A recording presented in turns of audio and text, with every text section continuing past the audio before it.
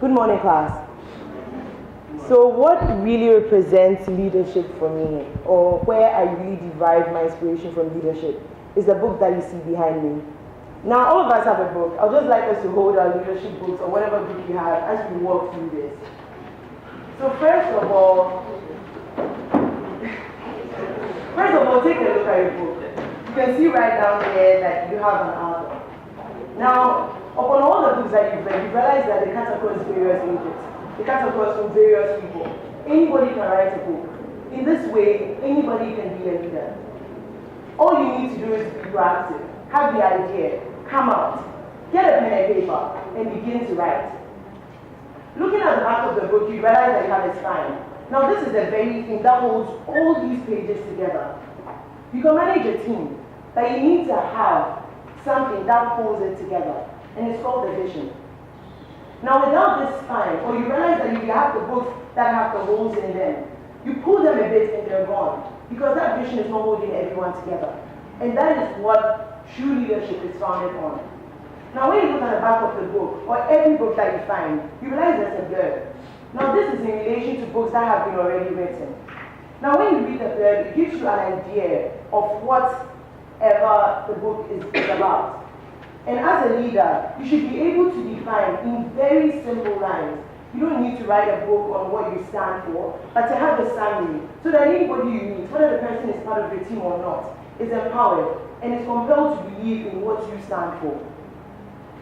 Now you realize that behind me, we have a book that is closed and probably has an author written at the side and a title.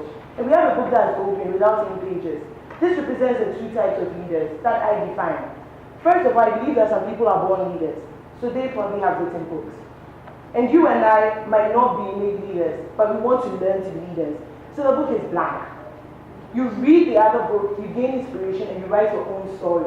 And after you're done with your work and you step out, somebody continues and somebody goes through the vision, or even develops on it and finds a new one.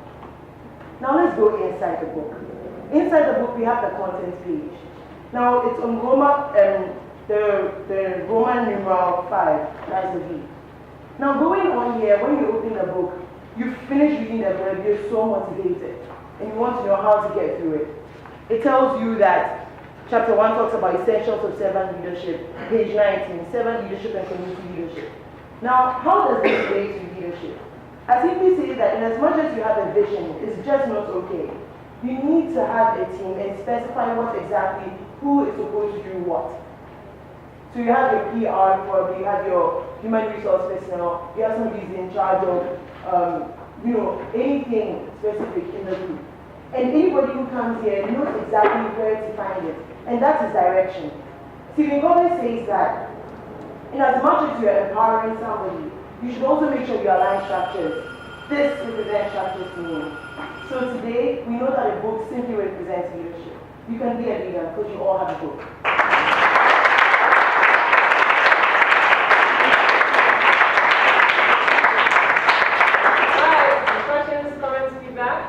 Yes, down in the front.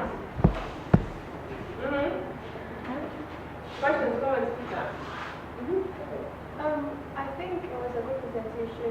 She was very articulate, so able to hear what she was saying. She took her time, took her time. Okay. Anybody else? Any other comments? Yes. I also felt it was a very good presentation. When you were talking about the front part, I didn't really get what you were saying, so maybe that outline everything. Yeah, because of the drizzling, I'll need everybody to speak up. Okay. You done? Okay, yes. Yeah, just on the blurred part. So you say the leader should be a good summarizer? Not really. I was saying that you should be able to define your goals such that anybody else who picks up the book or speaks to you is able to find out what you stand for. Because I've met a couple of times. Yes, sorry, I don't know. No, you good? Okay. Yes. I thought she did a good job. I like the fact that she made it like, she evolved the audience.